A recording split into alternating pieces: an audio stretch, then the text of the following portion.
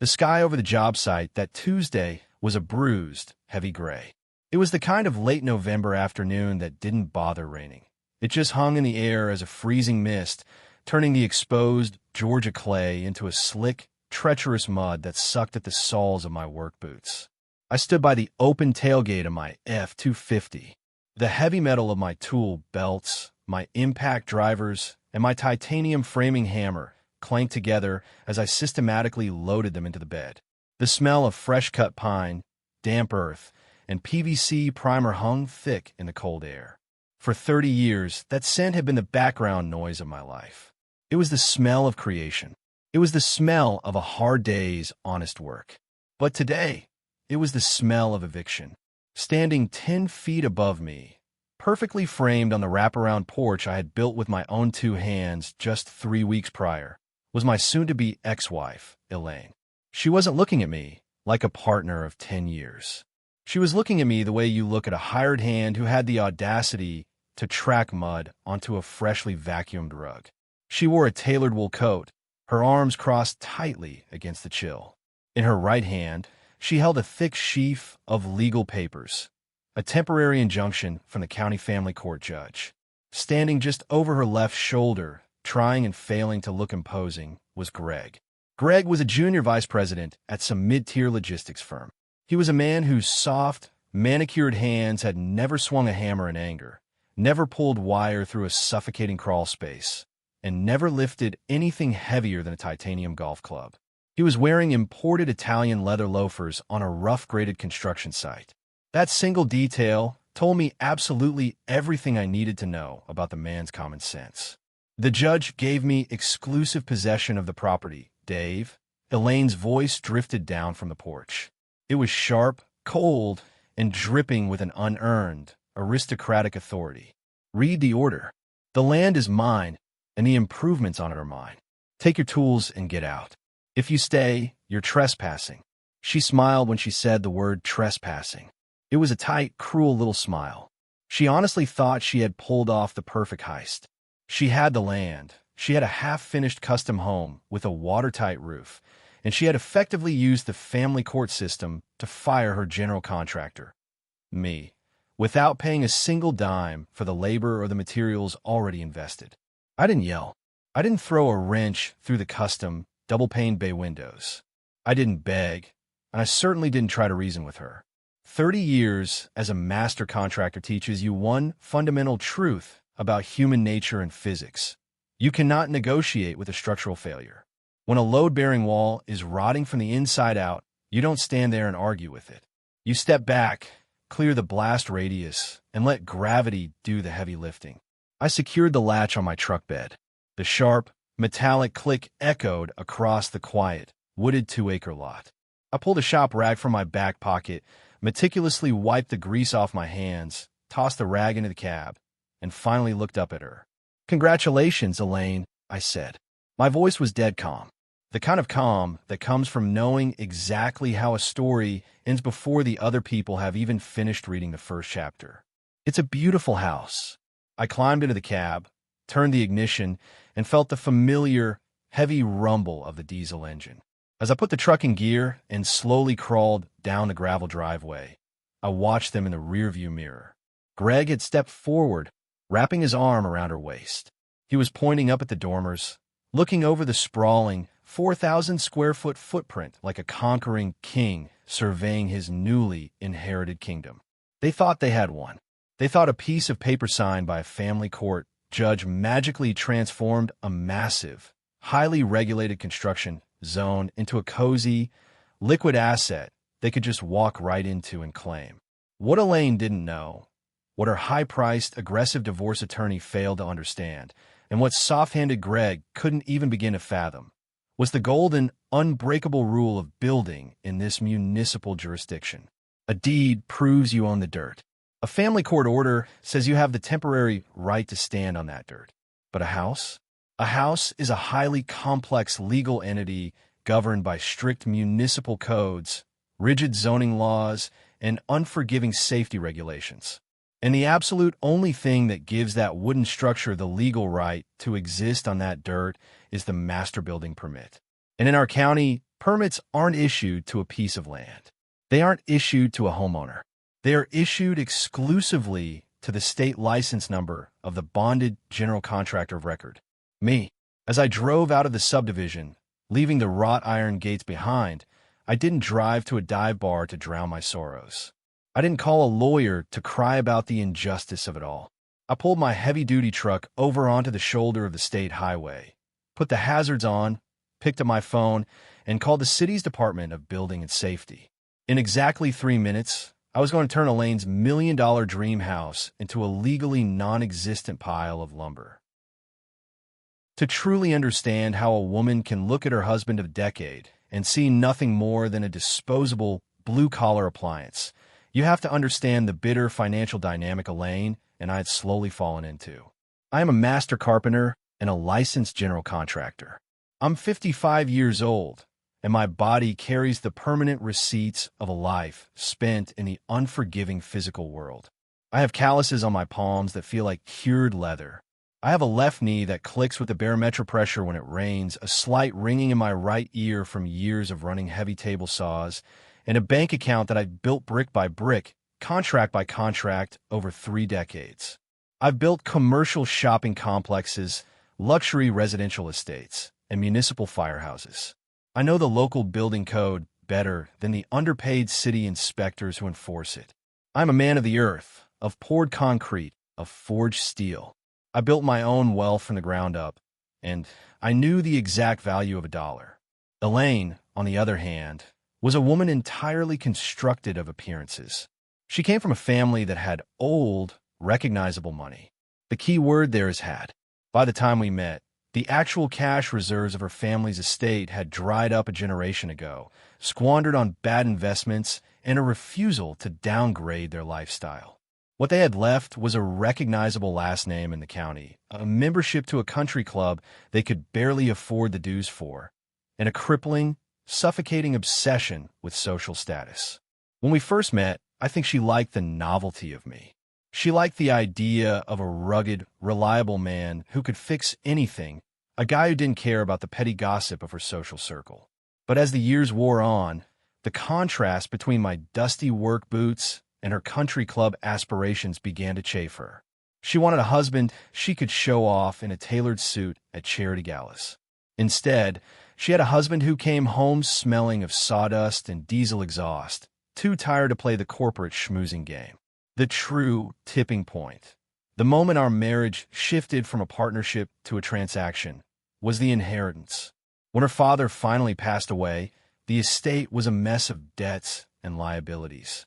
But there was one crown jewel left untouched, a pristine, 2-acre wooded lot in the absolute most exclusive zip code in the county. It was a beautiful piece of land, dotted with ancient oaks and backed by a running creek. But functionally, it was just dirt. Dirt that generated brutal annual property taxes. Elaine immediately brought in her family's trust lawyer. She insisted on a post-nuptial agreement specifically regarding that land. Her lawyer, a shark in a cheap suit, made sure the deed was entirely firewalled from me. The dirt was hers, solely and exclusively. If we ever split, I had zero legal claim to the ground itself. I signed the paperwork without a second thought. I agreed to it because I loved her, and more importantly, because I'm a practical man. I didn't need her family's dirt. I had my own commercial real estate investments. I had my own money. If protecting the family plot made her feel secure, I was happy to give her that peace of mind. But then came a dream. The grand, ambitious plan to build our forever home on that exclusive, firewalled lot. Because she supplied the land, the asset that her friends could physically see, the unspoken, suffocating expectation was that I would supply the house. And I wanted to save my marriage and give my wife the life she felt she deserved, threw myself into the project blindly. I drew up the complex architectural plans myself, working late into the night at my kitchen table, saving us easily $20,000 in drafting fees. I brought in my own heavy equipment to handle the grading and the site prep. I personally oversaw the foundation pouring, ensuring the rebar grid was tied to perfection. I handled all the complex framing, swinging the hammer alongside my trusted crew. I leveraged 30 years of deep industry connections to get premium, kiln-dried lumber, massive steel I-beams for the open floor plan, and 50-year architectural roof shingles at raw wholesale cost. By the time November rolled around, I had poured roughly $150,000 of my own liquid cash into the raw materials. But more importantly, I had poured thousands of hours of my own highly specialized, uncompensated labor into the project. If I had written up a standard invoice for my time as the project's general contractor and lead carpenter, the bill would have easily cleared $250,000. But I wasn't billing her. I was building a home for my wife. I was investing in our future. Or so I thought. Looking back now, with the cold clarity of hindsight, the warning signs were flashing neon red. The way she started taking private phone calls out on the patio. The sudden, unexplained weekend trips she claimed were spa retreats with her sister. But the most damning sign was the way she suddenly took a keen, almost obsessive interest in the specific timeline of the construction phases. She waited. She waited with the patience of a predator. She waited until the messy, expensive, foundational work was completely finished. The thick concrete foundation was set, cured, and waterproofed. The heavy timber framing was pristine and load-bearing. The roof was dried in, shingled, and perfectly watertight. The complex electrical wiring and the intricate plumbing lines were rough and ready, waiting inside the open walls like dormant veins waiting for blood. The house was structurally sound and visually massive from the street, but functionally, it was an empty, echoing shell. It was the exact calculated moment in any custom build where the appraised value of the property skyrockets, but the tedious, detail-oriented, massively expensive finishing work, the drywall, the custom cabinets, the imported tile, hadn't yet begun. That was when she struck. That was when Greg officially entered the picture, stepping out of the shadows. And that was when the divorce papers were served by a grinning process server right on the front porch of the house I was paying to build. She played her hand brilliantly in the family court preliminary hearings. She stood before the judge, wearing a conservative dress, weeping softly without ruining her makeup. She claimed our marriage was irreparably broken. But worse, she claimed that I was intentionally stalling the construction of the home to financially abuse her, deliberately keeping her trapped living in a cramped rental property to exert control. The judge, an exhausted man who clearly didn't know the difference between a load-bearing header and a decorative baseboard, bought her act completely. Because the land was legally hers, and because we were now in a bitter, volatile dispute, the judge granted her temporary exclusive use of the property to prevent further emotional distress. She got the dirt. And because of how the law generally views improvements permanently attached to the land, she effectively seized the physical, $400,000 structure I had spent a grueling year building. She thought she had outsmarted a dumb, dirt-under-his-fingernails carpenter. She thought she was taking possession of $1 million asset absolutely free of charge. But Elaine, for all her country club cunning and high-priced legal advice, never bothered to learn how my industry actually operates in the real world. She assumed a house is just a house. She didn't know that without me holding the legal reins of that project, that beautiful house was nothing more than a ghost waiting to be condemned, and I was about to perform the exorcism. The very next morning, the arrogance of the entitled started to metastasize across my job site. I was up at 4:30, the way I have been every day since I was 22 years old. I poured a thermos of black coffee, climbed into my heavy-duty diesel truck, and headed toward a commercial bidding meeting on the other side of the county. But habit is a powerful thing, and my hands naturally steered the wheel past the winding, tree-lined roads of Elaine's exclusive subdivision.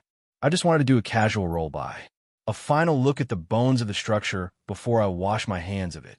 But as my headlights swept across the gravel driveway, I saw the first glaring sign of their new regime.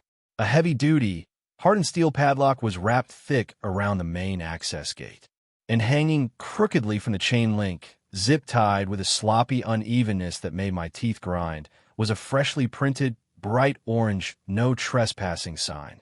It was almost comical in its audacity. They were locking the gate on a site that I had designed, I had funded, and I had physically built from the dirt up. By noon, my phone buzzed with an incoming email. I was sitting in the cab of my truck, eating a cold sandwich when I opened it. It wasn't from Elaine. It was from Greg.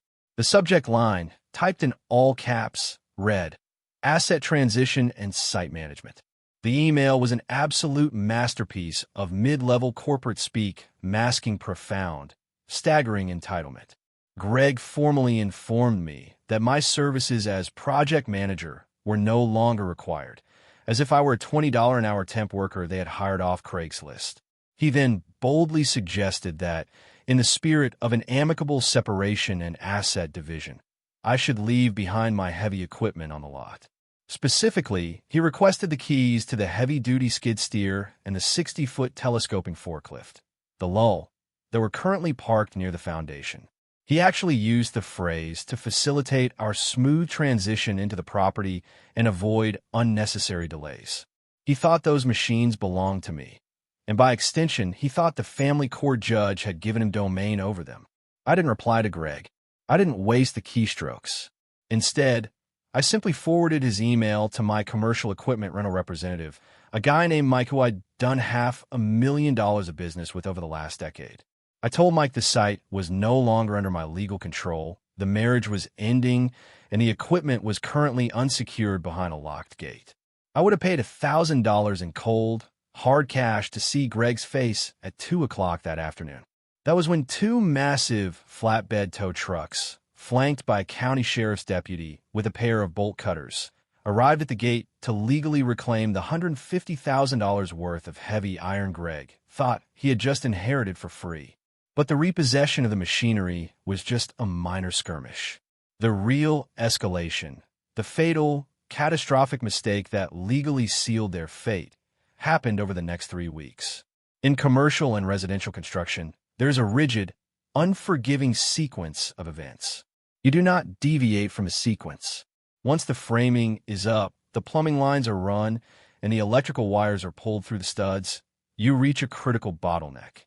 You absolutely cannot, under any circumstances, put up a single sheet of drywall until the city inspector walks the site. They have to physically verify that the electrical panels are grounded, the wires won't start a fire inside the walls, and the PVC joints won't catastrophically flood the foundation the moment the city water is turned on. It is the most critical inspection of the entire build.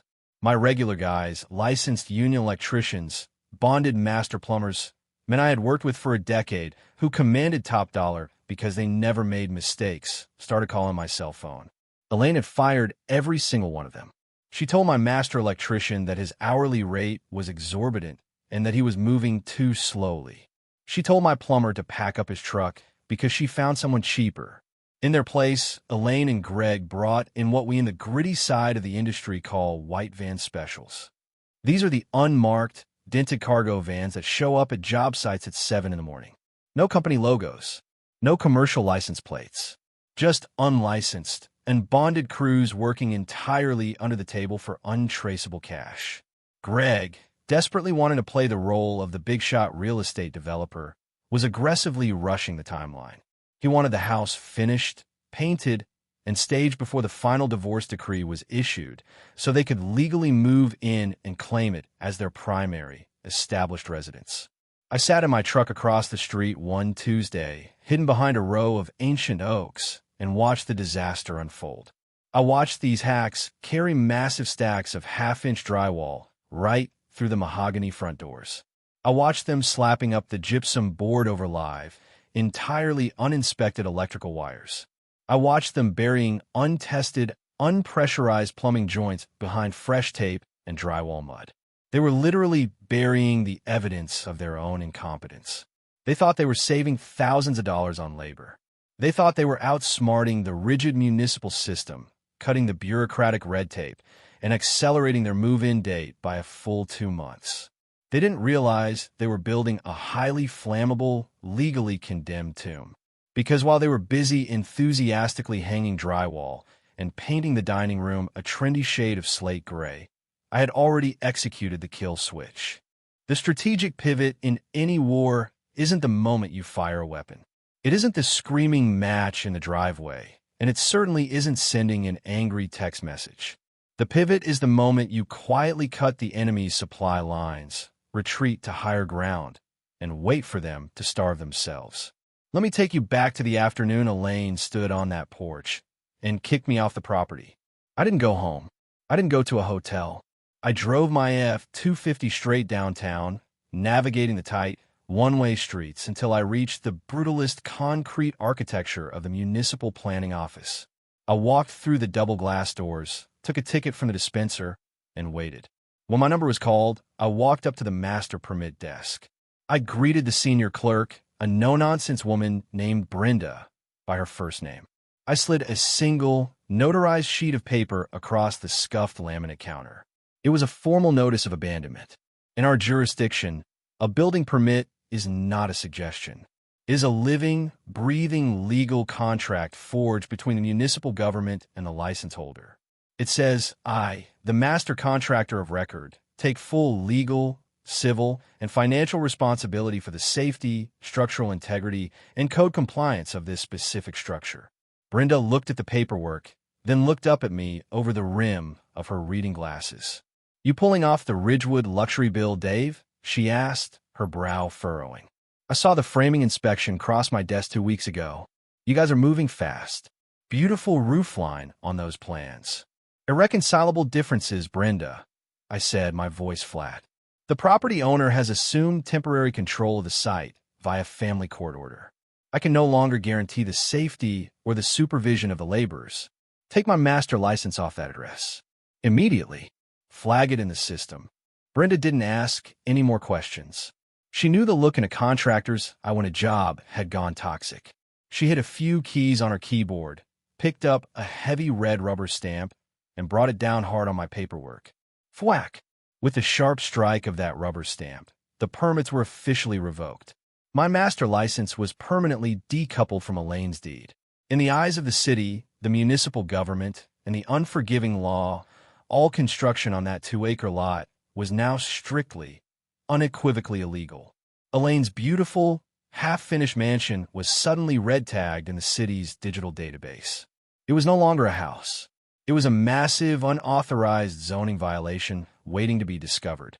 And here's where the absolute discipline comes in. Here is where you have to suppress every human urge to scream, to argue, or to warn the people who betrayed you. I went completely, utterly dark. I packed my clothes and moved into a cramped, month-to-month rental apartment on the industrial side of town. It was a place that smelled faintly of old bleach and stale cigarette smoke. I slept on a cheap air mattress. I drank bitter diner coffee out of styrofoam cups. I kept my overhead low and my cash liquid, and I waited in absolute, unbroken silence. Through the tight-knit grapevine of local wholesale suppliers, lumber yards, and tile importers, I meticulously monitored their spending. The numbers filtering back to me were breathtaking. Elaine and Greg, drunk on the illusion of imminent luxury and eager to play house, were hemorrhaging cash at a catastrophic rate. Without my general contractor's license, my tax ID, and my established accounts, they were entirely locked out of the wholesale discounts. They were paying punishing retail markups on absolutely everything. I heard from my flooring guy that they dropped $35,000 on custom Brazilian cherry hardwood floors, paying 20% over asking just to jump the wait list. I heard from my stone importer that they spent another $45,000 on imported Italian Calicatta marble for the master bathroom and a custom, seamless waterfall island for the chef's kitchen. To fund this manic spending spree, Greg drained his mid-level stock portfolio. Elaine, frantic to keep up appearances, used her family name to take out a massive, high-interest bridge loan against her family's trust. They were enthusiastically pouring over $150,000 in high-end, irreplaceable luxury finishes into a house that they legally did not have permission to build. Every time I drove past the site and saw a new delivery truck full of premium, custom-milled cabinets rolling through that chained-up gate, I smiled. I let them paint the walls. I let them install the heavy, crystal chandeliers. I let them meticulously, expensively decorate a ghost. They were digging a financial grave so deep, so steep, and so expensive that they would never see the sunlight again. All I had to do was sit in my cheap apartment, drink my bitter coffee, and wait for the city to realize what was happening. And if 30 years in this business has taught me anything, it's that in local government, the only thing more inevitable, more ruthless, and more unforgiving than taxes is the building inspector. 6 long, quiet months. That is exactly how long it took for their expensive, custom-built illusion to finally, catastrophically shatter. Spring had eventually thawed the freezing Georgia clay, and from the street, Elaine's masterpiece looked flawlessly, outwardly complete. If you drove past the 2-acre lot, it looked like a centerfold feature in a high-end architectural magazine. The pristine, double-lap white siding gleamed blindingly in the mid-morning sun. The massive wraparound porch was perfectly stained a rich, dark walnut. The custom, circle driveway had been freshly poured, stamped, and sealed. But behind those newly painted, slate-gray walls, the house was holding a breath it simply wasn't legally allowed to take. To live in a new residential build, and far more importantly, to convert a ruinous, high-interest, short-term construction bridge loan into a standard 30-year fixed mortgage, you need to possess one specific, magical piece of paper from the municipal government, a certificate of occupancy. In the construction industry, we call it the CO. The CO is the holy grail of real estate development. It is the city's final, unquestionable blessing. It dictates that the structure is completely up to the municipal fire code, the plumbing won't contaminate the city's water supply, and the building is legally safe for human life. Without a CO, a house is not a home. Without a CO, you cannot secure homeowners insurance. You cannot legally turn on municipal water or power grid. And no bank in the United States of America will underwrite a mortgage on a property that lacks one. Elaine, heavily leveraged and absolutely desperate to stop the financial bleeding on her family's bridge loan, confidently called the city planning office to schedule her final, triumphant walkthrough. I knew the exact date and the exact time of the appointment. When you spend 30 years in this business, you make lifelong friends with the dispatchers and the guys in the municipal trucks. At 7:45 on a crisp, bright Tuesday morning, I parked my heavy-duty diesel truck half a block down the street, hidden entirely beneath the sprawling shade of an old, weeping oak tree. I poured a steaming cup of black coffee from my battered steel thermos, rolled the driver's side window down to let the spring breeze in, and leaned back in my seat. I watched Greg's leased, silver BMW pull into the stamped concrete driveway, followed closely by Elaine in her luxury SUV. They stepped out of their vehicles looking like they were attending a country club victory brunch. Greg was wearing a pressed pastel shirt and his trademark loafers.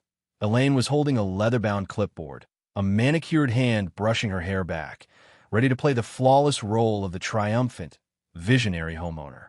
10 minutes later, exactly on schedule, the heavy, white Ford F-150 with the official county seal plastered on the door pulled up to the curb. Out stepped Barnes. Barnes was the chief residential building inspector for the county. He was a man with 30 years of hard-won experience on the job, a thick, graying mustache, and an absolutely zero-tolerance policy for amateurs trying to cut corners. He didn't care about your exclusive zip code, he didn't care about your recognizable last name, and he certainly didn't care about your designer shoes. Barnes cared about one thing, and one thing only, the municipal building code. I watched from a safe distance, sipping my coffee, as Barnes walked heavily up the stamped concrete path, his steel-toed boots echoing in the quiet neighborhood. Elaine rushed forward to greet him with a wide, artificial, brilliantly white smile. She extended her hand. Barnes didn't take it. He didn't smile back. He didn't even step foot inside the house. He stood squarely on the walnut porch, pulled a thick manila file from his truck, and looked down at his metal clipboard. He flipped a page. He looked up at the custom mahogany front door, then looked back down at his paperwork. Even from half a block away, I could read the immediate, freezing shift in the body language. Barnes shook his head slowly. He pointed a thick, calloused finger directly at the front door. Elaine's artificial smile vanished instantly, replaced by a mask of sheer confusion. Greg, sensing a challenge to his perceived authority, stepped forward. He puffed his chest out, waving his hands in that aggressive, entitled corporate way of his, clearly trying to manage the situation the way he managed his mid-level logistics employees. Barnes didn't flinch. He simply reached into the oversized pocket of his high-visibility vest, pulled out a bright, neon orange, industrial adhesive sticker, and slapped it dead center on the custom $3,000 mahogany front door. It was a red tag, a formal stop work and condemnation order. Through the tightly knit inspector grapevine later that afternoon, I learned the exact devastating conversation that Barnes had with him on that porch. He looked Elaine dead in the eye and coldly informed her that the master building permit for that specific address had been officially, legally abandoned by the general contractor of record exactly 6 months ago. He told her that, according to the city database, this structure did not legally exist. He then delivered the fatal blow. He informed her that every single piece of drywall, every linear foot of copper plumbing, and every electrical circuit they had paid to install since November was completely illegal, entirely unpermitted, and crucially uninspected.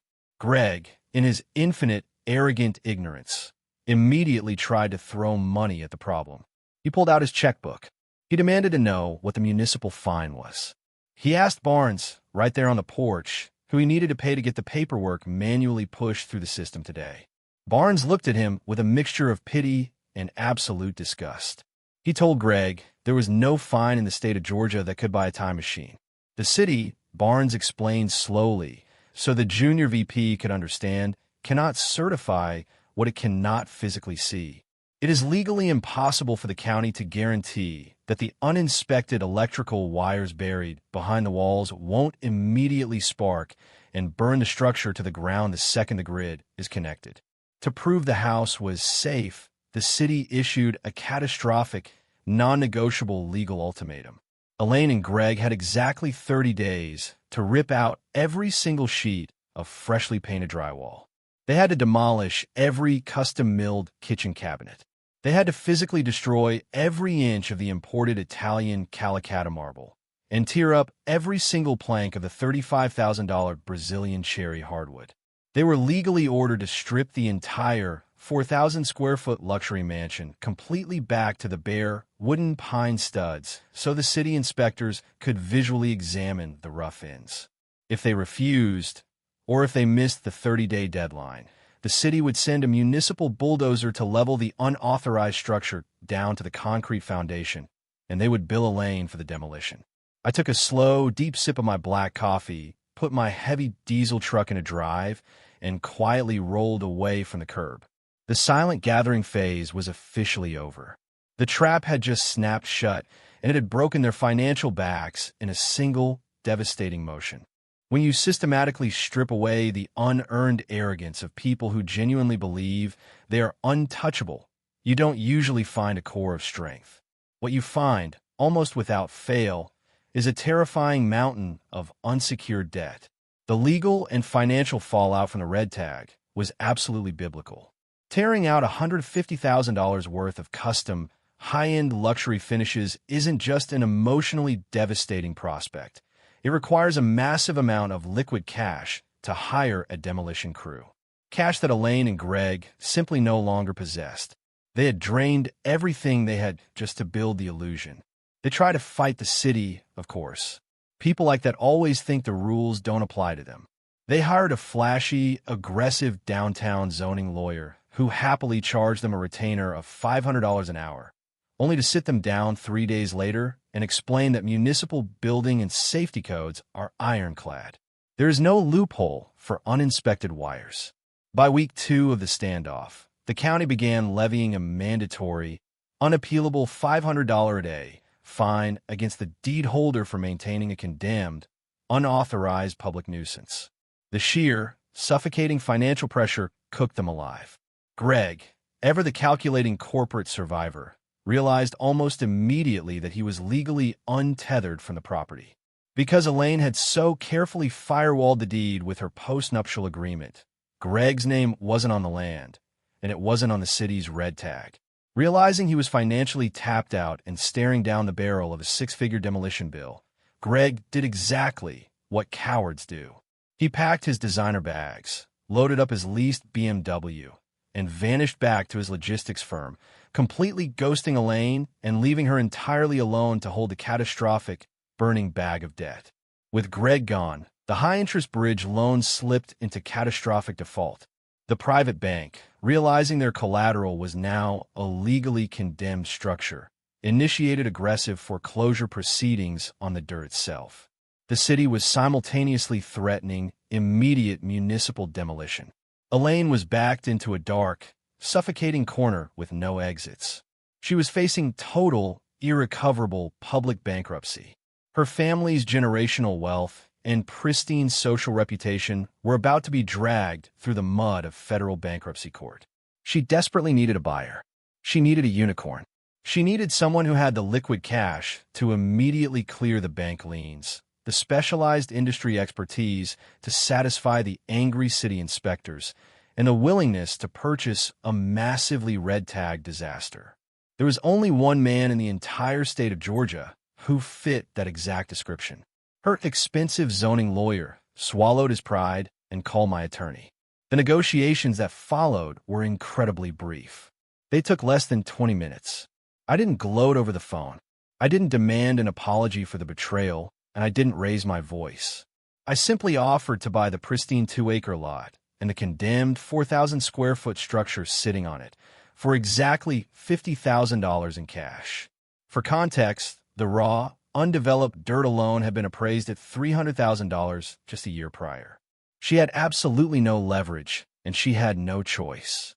She signed the deed over to me on a dark, rainy Thursday morning, effectively surrendering her family's prized, generational inheritance for literal pennies on the dollar, just to stop the daily fines and avoid federal bankruptcy court.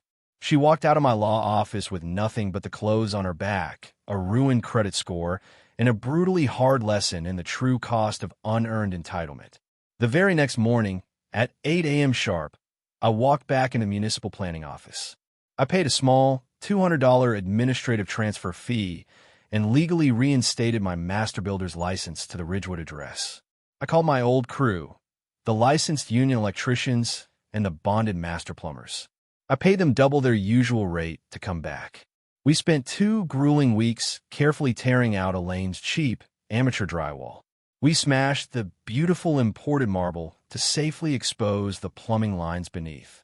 It was hard work, but it was honest work. Once the walls were open, Barnes came back out. He inspected the rough ends I had built a year ago. We passed with flying colors. We secured the permits, and we began putting the house back together the right way. The legal way, which brings us to the ultimate, unforgiving truth of the matter. We live in a modern world that is dangerously obsessed with hollow titles, outward appearances, and the fragile illusion of control. People like Elaine and Greg genuinely believe that a piece of paper, a recognizable last name, or a temporary victory in a sterile courtroom makes them the absolute masters of their domain. They look at the men and women in steel-toed work boots. They look at the people with calluses on their hands, grease on their jeans, and dust in their hair, and they see nothing but easily replaceable, disposable manual labor. But they conveniently forget exactly who builds the heavy, complex world they stand on. You can try to steal a man's tools. You can use a judge in a courtroom to temporarily steal his land. You can lock him out of his own physical creation. But true, undeniable power isn't about what you can take from someone else. It's about what you intrinsically know. Expertise is the ultimate, unbreakable leverage. If you hold the specialized blue-collar knowledge, if you intimately understand the invisible legal architecture of the rules that govern the physical world, you never need to shout to get your justice. You never need to throw a punch, and you never need to break a sweat in anger. You just have to secure your legal position, step back into the shadows, and let their own breathtaking arrogance do the heavy lifting for you. Never, ever underestimate the quiet, observing professional who knows exactly where the kill switch is buried. This has been Dante's Stories. Stay sharp, know your worth, and I'll see you in the next one.